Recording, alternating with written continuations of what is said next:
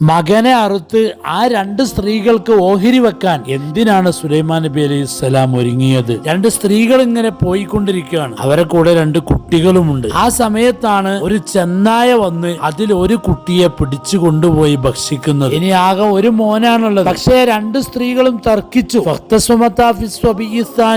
ദാവൂദ് അലൈഹിസ്സലാം ദാവൂദ് നബി അലൈഹിസ്സലാമിന്റെ അടുത്തെത്തി. പക്ഷേ അവരത് തൃപ്തിപ്പെട്ടില്ല. സുലൈമാൻ നബിയുടെ അടുത്തും ഈ കേസ് എത്തി. فقال يأتوني بسكين أشق العلام نصفين لكل منهما نصف. നിങ്ങൾ എനിക്കൊരു കത്തി കൊണ്ടുവന്ന് തരിക, രണ്ടു പേർക്കും ഓരോ പകുതി ഞാൻ ഓഹരി വെച്ച് തരാം. ഇത് കേട്ടപ്പോൾ അവരിൽ ആ ചെറിയ സ്ത്രീ പറയാണ്, ലാ തഫ്അൽ, ഒരിക്കൽ നിങ്ങൾ അറുക്കണ്ട, എന്റെ ഓഹരിയും അവൾക്ക് അങ്ങോട്ട് കൊടുത്തോളൂ. അപ്പോൾ സുലൈമാൻ നബിക്ക് മനസ്സിലായി ആരുടേതാണ് കുട്ടി. ഉടനെ ഖുദീഹി ഫഹുവ ഇബ്നകി, ആ ചെറിയവളോട് പിടിക്കാൻ പറഞ്ഞു, ഇത് നിന്റെ കുട്ടിയാണ്. അങ്ങനെ വിധി കൽപ്പിച്ചു.